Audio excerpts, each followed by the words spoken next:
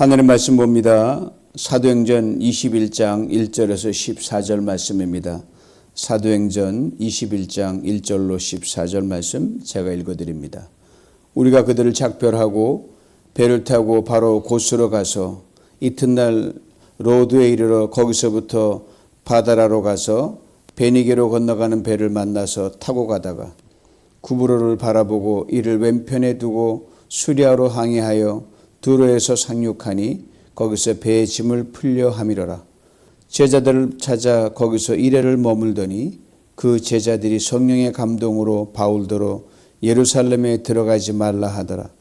이 여러 날을 지낸 후 우리가 떠나갈새 그들이 다 그 처자와 함께 성문 밖까지 전송하거늘 우리가 바닷가에서 무릎을 꿇어 기도하고 서로 작별한 후 우리는 배에 오르고 그들은 집으로 돌아가니라.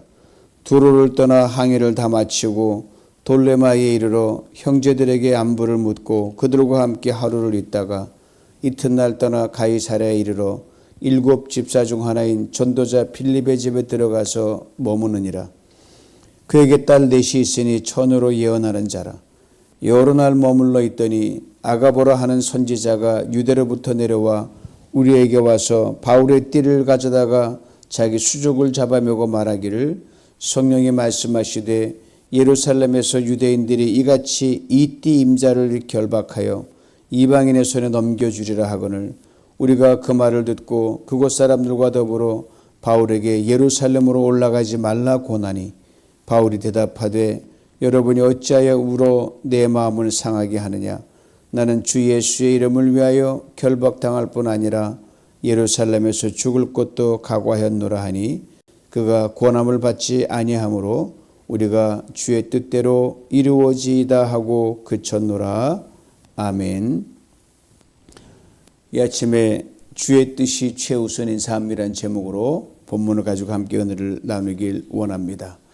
오늘 본문에 바울의 3차 전도여행의 마무리 과정이 등장을 합니다. 1차, 2차 그리고 오늘 본문으로 막을 내리는 바울, 이 여정을 생각하면서 팝의 클래식이라고 알려지는 프랭크 시나트라의 마이웨이의 첫 구절이 생각이 납니다. 이제 나의 여정의 끝이 저 앞에 있다.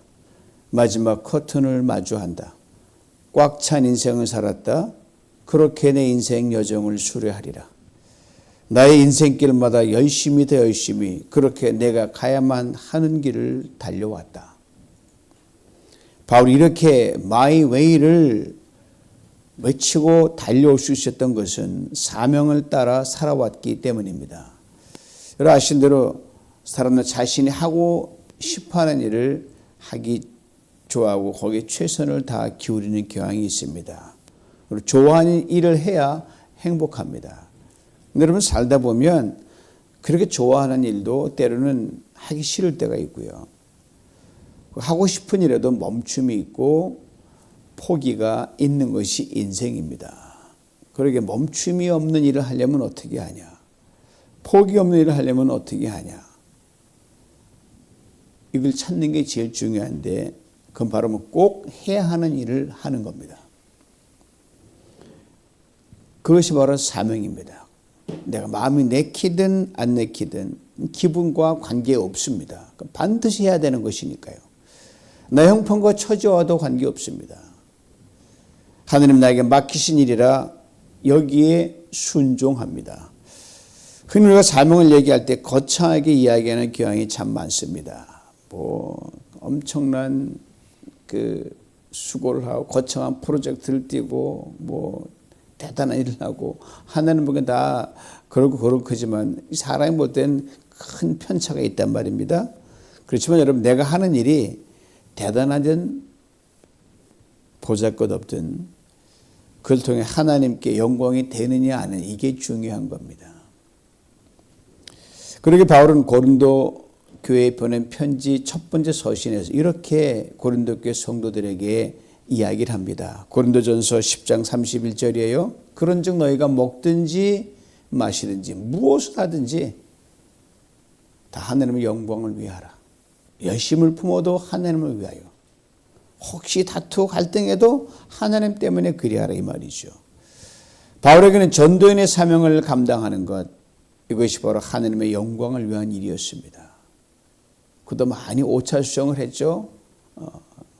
일 중심으로 가다 사람의 상처를 많이 줬던 사람도 바울이니까 계속해서 자기 중심의 생각에서 하나님 중심으로 바꿨던 오차수정하면서 끊임없이 사명자의 길을 갔습니다. 멈춤이 없이. 이 사명을 따라 미친 듯이 전도여행을 다녔습니다.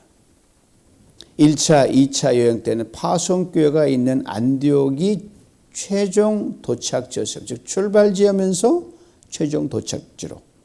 그런데 이번 3차 전도여행을 마치고는 바울이 염두에 두고 있는 최종 종착지는 1차, 2차와는 달리 예루살렘이었습니다. 3차 전도여행을 마무리하면서 예루살렘을 향해 가기 위한 바울의 일행에 대해 오늘 보면 이렇게 설명합니다. 1절로 3절 봅니다. 우리가 그들을 작별하고 배를 타고 바로 고스로 가서 이튿날 로도에 이르러 거기서부터 바다라로 가서 베니게로 건너가는 배를 만나서 타고 가다가 구브로를 바라보고 이를 왼편에 두고 수리아로 향하여서 두로에서 상륙하니 거기서 배의 짐을 풀려 함이로라. 우리가 그들을 작별하고라고 했습니다.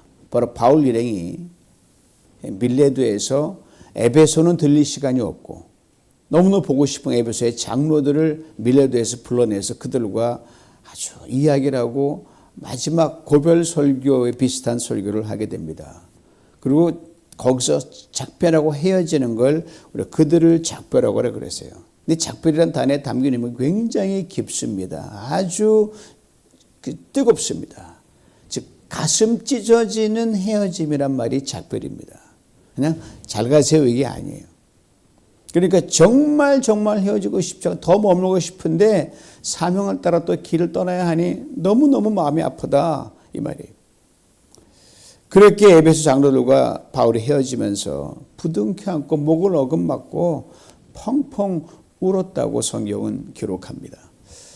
어디 에베소 교회 장로들과만 그랬겠습니까? 3차에 걸친 전도여행을 통해 바울은 각 지역의 교회들을 방문하고 떠나면서 성도들과 헤어지면서 정말 가슴 찢어지는 작별을 셀 수 없이 많이 했을 겁니다. 그게 마지막일 수도 있는 그런 헤어짐이 그 당시의 상황이었거든요. 바울, 일 중심의 사람이었던 건 분명하지만 하나님이 그들 닫으시고 세월이 흐르고 원수민을 되어가면서 참으로 눈물이 많은 사람으로 변해갔습니다. 전형적인 외강 내유형이 바로 바울이었습니다. 헤어져 배를 타고 여러 항구를 지나는데 그 항구들이 당시에 아주 유명한 항구들을 하나하나 지나갑니다. 고스라는 곳 아주 아름다운 항구였고 거기에 그 유명한 의학자 히포크라테스의 고향이 거기 지납니다. 로더란 지역이 너무나 아름다운 온 그 섬이 장미로 덮여있다 장미섬이라고 불리고 거기는 호모가 출생한 곳이고요. 바다라로 또 갑니다. 거기는 수백 척의 배들이 정박했다가 떠나는 그런 항구 도시로 유명합니다. 이런 유명한 항구들을 거쳐서 베니게로 가는 배를 갈아타고 1차 전도여행 때 처음 행선지어서 거기서 많은 결과물을 냈던 그 섬을 쭉 멀리서 보고 지나갑니다. 굉장히 감회가 깊었을 것 같아요.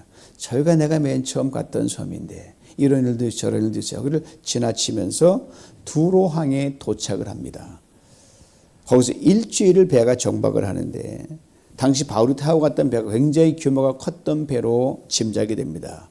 왜냐하면 그 당시에는 다른 지역으로부터 이쪽에서 부족했던 곡물을 실어 와서 그걸 내리고 또 두로 지역과 그쪽 지역에 또 유명했던 상품들을 실어서 또 물물 교환하기 때문에 시간이 많이 필요했던 것으로 보입니다.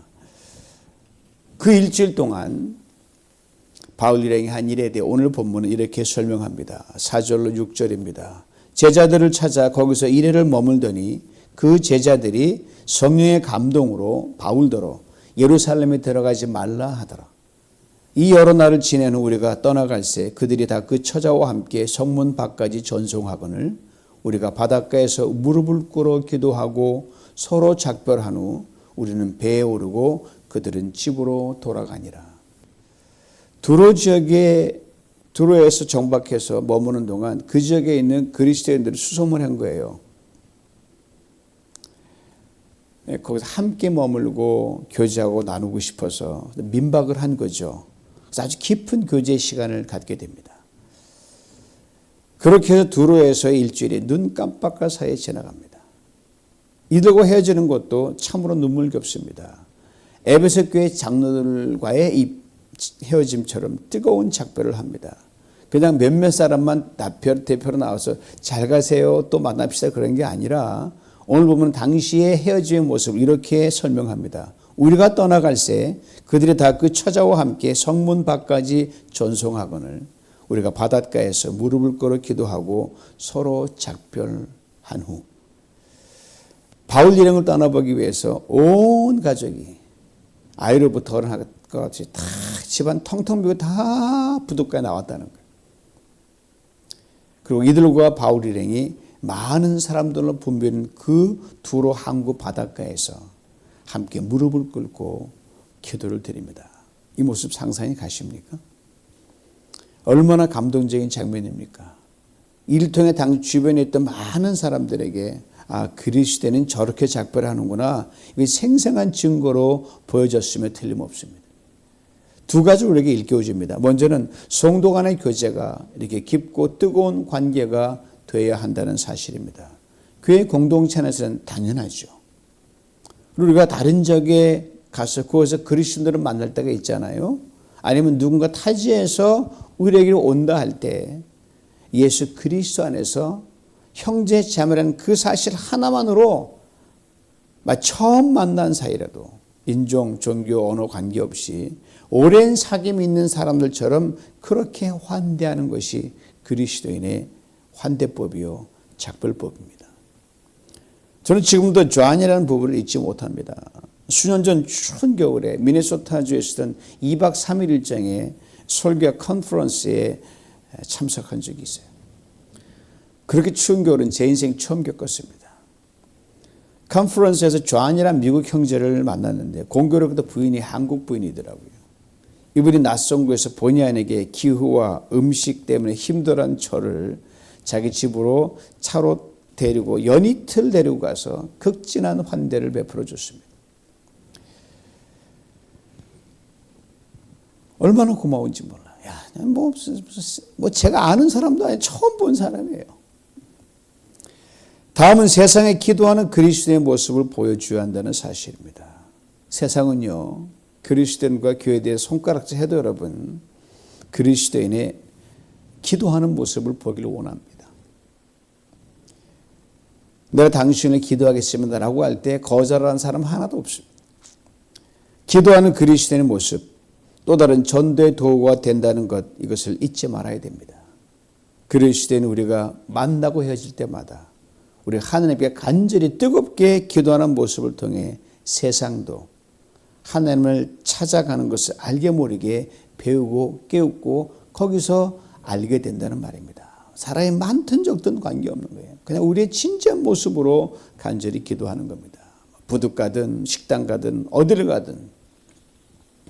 나아가 당시 바울 일행이 두로에서 만났던 성도들이 바울에 대해 가졌던 형제 또한 대단했습니다. 이미 읽은 말씀 4절을 다시 불러옵니다. 제자들을 찾아 거기서 이래를 머물더니 그 제자들이 성령의 감동으로 바울더러 예루살렘에 들어가지 말라 하더라. 당시 예루살렘은 바울에게는 아주 위험한 곳이었습니다. 유대교 열성파였던 바울이 예수 그리스도를 믿음으로 인해 유대교를 등지게 되거든요. 기독교로 돌아서자 유대 열성파들과 율법주의자들의 극심한 반대와 핍박을 받았던 곳이 예루살렘입니다. 도망치듯 예루살렘을 나온 바울을 죽기 살기로 쫓아와서 바울을 죽이기 전에는 우리가 식음을 전폐하겠다라고 할 정도로 그런 마음 품었던 사람들의 본거지가 예루살렘이에요. 쫓아온 사람 숫자보다 거기는 그 사람 숫자가 훨씬 많으니까 굉장히 위험한 곳이죠. 적진으로 들어가는 거예요. 요즘 말하면. 그러니 예루살렘을 최종 목적지로 두고 가려는 바울을 어찌 말리지 않을 수 있겠습니까? 이런 그들이었기에 두로항에서 작별이 그렇게 뜨겁고 눈물겨웠을 겁니다. 예스 노 답변도 안 하고 그냥 헤어졌으니까 큰일 나는데 그렇게 하지 않겠어요? 이제 이들을 두고 배를 타고 바울 일행이 두로항을 떠나 돌레마이라는 항구를 잠시 일방하고서 성도들을 만나고 예루살렘에 도착하기 전 마지막 행선지인 가이사라에 도착합니다. 가이사라에서 초대교회 신실한 7주자 중에 한 사람인 전도자 빌립을 만납니다. 바울과 빌립, 그럼 알고 보면 원수도 그런 원수가 없습니다. 빌립과 함께 초대 예루살렘 교회에 안수했던 스데반을 돌로 쳐 죽인 장본인이 바로 바울이었거든요. 신실한 성도, 신실한 자기와 어떤 동반자를 죽인 장본인이란 말입니다. 이런 바울을 빌립이 자기 집에 영접하여 여러 날 머물게 합니다. 그냥 미운 사람이 아니거든요. 신앙의 동지인 신실한 스데반을 죽인 사람이거든요. 근데 이런 바울을 아무 거리낌 없이 빌립이 자기 집으로 맞아들입니다. 바울과 그 일행을 극진히 환대해 줍니다. 찬송가의 한 소절이 생각나요. 예수 그리스도 안에서 죄인도 원수도 친구로 변한다. 이 찬송 가사는 쉽지만 이게 실제 행하려면 정말 어렵습니다. 빌립이 바로 그랬어요. 빌립의 훌륭한 신앙 인품을 엿보게 해주는 대목입니다. 작은 앙금을 세월이 흘러가다 풀려고 하지 않고 옛적의 기억으로 사람을 대하고 하는 그런 속접은 우리네 평범한 사람들의 그 모습과는 사뭇 대조적이죠. 사랑하는 성도 여러분, 그리스도인이 된다는 것이 무엇입니까? 과거를 깨끗이 잊는 겁니다. 혹 오늘 손해보더라도 아니지, 그때 변했지, 오늘 이렇게 했지, 그렇게 대해주는 게 끝이에요. 우리의 과거를 깨끗이 잊고 기억도 하지 않으시는 분이 바로 주님 아니십니까? 그 주님처럼 주님 마음 닮아가는 게 그리스도인이니까 그처럼 우리와 함께 신앙생활하는 형제자매를 그렇게 깨끗하게 선하게 환대해 주는 겁니다. 그러다 배신도 당할 수 있지만 그래도 우리는 선대를 하는 겁니다. 빌립이 바울에게 그리 했듯이 말입니다. 어찌보면 바울이 될 수 있다는 것은 바울은 절대 바울이 되지 못합니다. 물론 하나님의 강권 역사를 했지만 하나님이 사람을 통해서 바꾸시거든요. 그 주변에 빌립 같은 훌륭한 성도들 굉장히 많았습니다. 그들이 바울을 만들었어요. 그리고 비록 헤어지긴 했지만 바나바와 같은 동역자가 있었기 때문입니다. 그렇습니다. 세상은 잘난 사람에게 주목합니다. 그러나 그 잘난 사람이 있기까지 이름도 없이 빛도 없이 참으로 말 없이 그 잘난 사람을 믿어주고 도와주고 수고해준 수많은 빌립 같은 사람들, 어찌 보면 이들이 더 잘난 사람들이죠. 진정한 영웅입니다. 요새 세상 돌아가는 것을 보면서 남을 세워주는 빌립 같은 사람들이 교회는 물론 세상에 정말 많아졌으면 얼마나 좋을까, 그런 마음 간절합니다. 세상이 이렇게 어지럽지 않을 텐데. 그런데 바울이 빌립의 집에 머물고 있는데 예루살렘에서 아가보란 선지자가 찾아옵니다. 예루살렘, 얼마 바울이 다다르게 될 최종 행선지요 3차 전도여행의 대미를 장식할 마지막 곳입니다. 바로 그 예루살렘에서 선지자 아가보가 내려와서 빌립의 집을 찾은 겁니다. 의도적으로 찾아온 거예요. 바울 만나려고. 바울에게 전할 말이 있었기 때문입니다. 오늘 보면 11절을 봅니다. 우리에게 와서 바울의 띠를 가져다가 자기 수족을 잡아매고 말하기를 성령이 말씀하시되 예루살렘에서 유대인들이 이같이 이 띠 임자를 결박하여 이방인의 손에 넘겨주리라. 둘에 머물 때 그곳 성도들도 바울이 예루살렘에 올라가는 것을 만류했습니다. 그런데 지금은 바울이 예루살렘에 올라가면 안 되는 이유가 더욱 분명해졌습니다. 바로 예루살렘에서 내려온 선지자 아가보가 예루살렘의 분위기를 분명하게 전해줬거든요. 즉 바울이 예루살렘에 가면 그를 기다리고 있는 것은 결박을 당해 감옥에 갇혀서 죄수의 신세가 된다는 겁니다. 그냥 말로만 한 게 아니에요. 그걸 그대로 몸으로 시연을 보이면서 선지자 구약 시대 할 때 그걸 보이기 위해서 이사야는 발가벗고 생활하는 것도 있고 몇만절도 여러 가지 퍼포먼스가 있었거든요. 그걸 연출해 보이기까지 해서 이렇게 된다. 두로에 있을 때 성령 충만한 성도들이 예루살렘 올라가면 안 됩니다 라고 말했을 때도 바울이는 그렇게 심각하게 받아들이지 않았어요. 고민 안 했어요. 근데 정통한 소식통 아가보 선지자의 말을 듣고 보니까 이게 정말 장난이 아닌데 정신이 바짝 든 거예요. 이제야 바울 일행도 바울에게 말을 합니다. 12절 말씀이에요. 우리가 그 말을 듣고 그곳 사람들과 더불어 바울에게 예루살렘으로 올라가지 말라고 하나니. 우리가 누굽니까? 당시 바울과 함께 전도 여행을 했던 전도 팀원들이에요. 이들은 바울과 소위 말하는 동고동락을 했던 사람들입니다. 핍박, 고난, 가난, 헐벗음, 매맞음, 살해 위협, 극한 환경의 위험 등 소위 말하는 산전수전 다 겪은 사람, 아주 고생 쭉 들어간 사람들이에요. 두로의 형제들이 바울 예루살렘으로 올라가지 마세요라고 했을 때도 자신을 염려해 주는 그 사랑은 정말 고맙지만 바울은 흔들리지 않았습니다. 그리고 자신이 머물고 있는 빌립 집사의 집에 직접 찾아와서 예루살렘 분위기가 보통 험악한 게 아닙니다. 바울 가면 이렇게 돼요. 올라가지 마세요라고 강한 어조로 말하는 그 순간에도 여러분 바울은 전혀 움직이지 않았습니다. 그런데 자기 팀원들이 빌립 집사에 모인 다른 사람들과 합세해서 바울 예루살렘 올라가지 마세요라고 말하자 바울 사실 흔들렸습니다. 이어지는 바울의 반응을 통해 이것을 엿볼 수 있습니다. 13절 앞부분입니다. 바울 대답하여 여러분이 어찌하여 우로 내 마음을 상하게 하느냐. 그냥 눈물이 아니기 때문입니다. 바울을 정말 사랑하고 아끼기 때문에 흘리는 눈물입니다.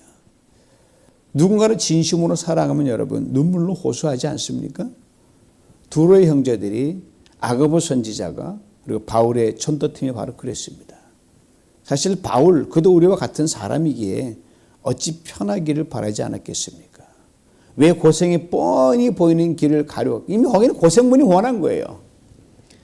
그리고 바울을 만류하는 사람들이 흘리는 눈물의 호소에 대해 어느 분은 감상적인 눈물이라고 그렇게 가볍게 치부하는데 바울과 했던 바울의 전도 여정보다는 그렇게 전 생각하지 않습니다. 핍박이 일상이었던 초대교회 성도들이었거든요. 오늘처럼 우리라 그러면 고생 안 해봤으니까 그런 소리 한다 그러지만 그 당시엔 고생을 같이 했던 사람들이거든요. 바울이 기다려온 예루살렘의 험악한 상황이 무서워서 그런 것이 아니라는 것, 이거 삼척동자도 아는 사실입니다. 바울이 하나님께 더 오래, 더 많은 지역을 다니면서 복음을 전하기를 누구보다 간절히 원했기 때문에 그렇습니다. 아직 할 일이 많은데 지금 예루살렘 가서 바울이 붙들리면 그래서 큰 손실이라 그렇게 이들은 생각했거든요. 게다가 이들도 다 성령이 충만한 중에 바울을 만류했다고 성경이 분명히 증거하거든요. 이들에게 임한 성령과 바울에게 임한 성령이 다른 겁니까? 무슨 똑같아요. 사사로운 감정이라는 것을 바울이 알기에 이들의 눈물 내는 호소가 정말 고맙기 그지없습니다. 이 마음을 알기에 바울은 마음이 참으로 아픕니다. 이들의 울음을 보면서 어찌 내 마음을 상하게 하느냐라고 바울이 말하는데 이 상하게 한다는 말이 성경에 딱 한 번만 나오는 단어인데 내 마음을 찢어놓는다는 뜻이에요. 이런 마음을 담았을 줄 압니다. 여러분들이 나를 위하는 마음을 내가 너무 잘 압니다. 여러분의 간곡한 권면을 따르고 왜 그렇게 가고 그냥 돌이키고 싶지 않겠습니까? 그런데 저는 이번에 반드시 예루살렘 올라가야 합니다. 사실 바울이 그 전에 예루살렘에 올라간다가 몇 번이고 자기 결심 밝힌 적이 있거든요. 선 결심을 따르려는 거죠. 그리고 예배 장로들과 만났을 때 밝혔던 그 자신의 결심을 빌립 집사 가정에 모인 사람들에게 다시 한번 분명히 천명합니다. 들어보세요. 나는 주 예수의 이름을 위하여 결박당할 뿐 아니라 예루살렘에서 죽을 것도 각오하였노라. 그렇게 많은 사람들이 성령 충만해서 자신을 만류하고 있는데 왜 그렇게 굳이 예루살렘으로 가려고 할까요? 바울이 쓸데없는 고집을 피우는 것일까요? 그렇지 않습니다. 바울이 꼭 가야만 하는 이유가 있었기 때문입니다. 성경 구체적으로 이유를 말하고 있지 않지만 바울의 결심이 무엇인지 바울팀은 잘 알고 있을 거라 그렇게 짐작을 합니다. 성경학자들의 의견이 다음과 같이 두 가지로 모아집니다. 먼저는 어려운 예루살렘 교회를 위해, 그 당시 예루살렘 교회들이 많이 어려웠거든요. 이 모교회가 소아시아와 유럽의 여러 교회들이 정성껏 헌금을 거두었습니다. 그걸 전달해 줘야 됩니다. 이 헌금 다른 사람 보내면 안 될까라고 바울 일행과 다른 사람들이 생각했을 겁니다. 그러나 예루살렘이 평범한 곳이 아니지 않습니까? 험지 중에 험지인 것을 누구보다 잘 알고 있는 바울이 다른 사람을 대신해서 고생시키고 싶지 않았던 겁니다. 내가 그 십자가를 진다, 이런 심정이었어요. 다음은 예루살렘에 사는 유대계 신자와 이방인 신자들이 화목하지 못하다는 것을 알고 그 사이를 이간시키려고 교만한 할례 주자들이 얼마나 방해놨는지 몰라요. 자꾸 합쳐지려고 그러면 또 틀어놓고, 이걸 바울이 잘 알고, 어쩌면 이번에 가서 예수하는 이게 무엇이냐 한 예수 아는데 연합시켜 놓게 된 만산을 제쳐놓고 예루살렘에 가려고 했습니다. 여기 제 개인적인 이유로 하나 더 보태면 이렇습니다. 즉 이방인들이 복음을 듣고 예수 그리스도를 믿는 거 너무너무 기쁜 거예요. 근데 유독 바울의 전도행을 따라다니면서 회방을 놓는 최일선에 선 사람들이 동족 유대인들이니까 바울이 가는 곳마다 마음이 아픈 거예요. 왜 내 종족들은 이렇게 못됐을까?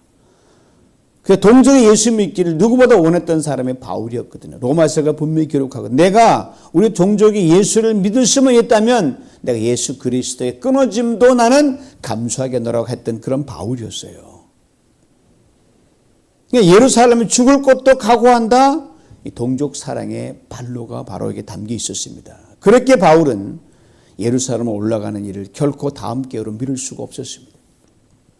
물론 바울은 이번 예루살렘에 올라간 후 로마로 가고 그리고 이어 스페인으로 가는 전도 여행을 마음에 계획하고 있었습니다. 그러나 바울은 먼 미래의 일을 보다 지금 당장 가장 중요한 해야만 하는 일에 올인하고자 했습니다. 왜요? 지금 그 일 하지 않으면 다음이라는 기회는 다시 오지 않을 수 있기 때문입니다. 생전 못할 수 있기 때문입니다. 바울 엄청난 기회를 가지고 있었던 사람입니다. 또 그렇게 해야 될 큰 일꾼이었어요. 사명자였습니다. 그러나 바울은 지금 여기서 꼭 해야 할 그 일에 집중했습니다. 예루살렘에 올라가는 일이 그것이었습니다. 거기서 끝이 나도 여한이 없었습니다. 오늘 내가 지고 가야 할 십자가를 피하지 않겠다고 했습니다. 이 말을 들은 사람들도 참으로 믿음의 고백을 토해냅니다.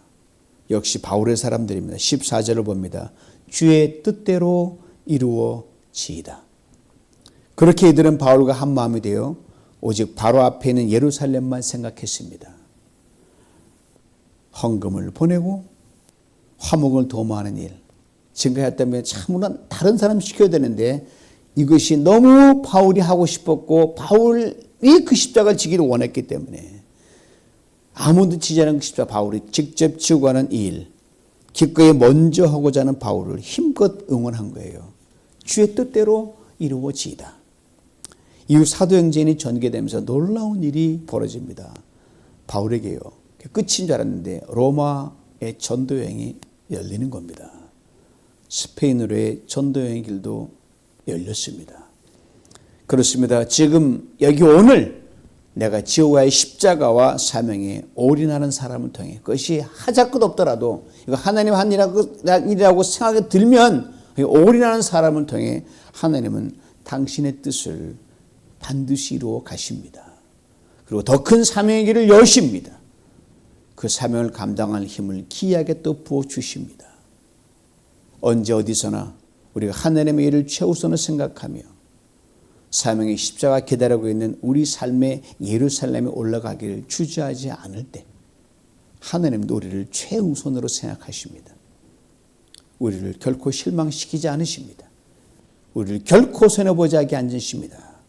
병든 몸은 고치실 것이요 피곤하고 약한 몸은 새롭게 하실 것이요 주님과 함께 동감을 만민이 알게 하실 겁니다.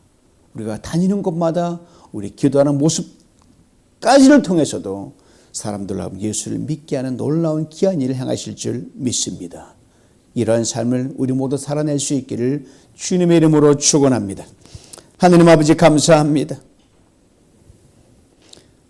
바울의 전도 여정을 통해서 그가 아버지 하나님 큰 전도 여행을 수행해냈음에도 불구하고 다른 사람 시켜야 되는데 그 일을 아버지 하나님 내가 해야만 한다. 내가 그 십자가를 지겠다는 그 마음으로 갔던 그 모습을 생각하며 아버지 하나님 우리 삶에서 주의 뜻이 먼저인 것을 생각해야 되는 그 지혜를 배웁니다.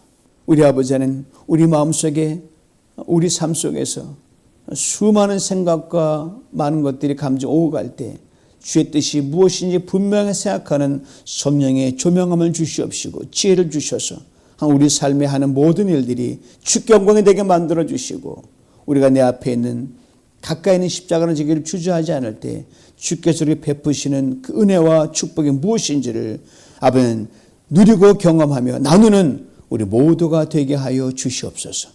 예수님의 이름으로 기도하옵나이다. 아멘.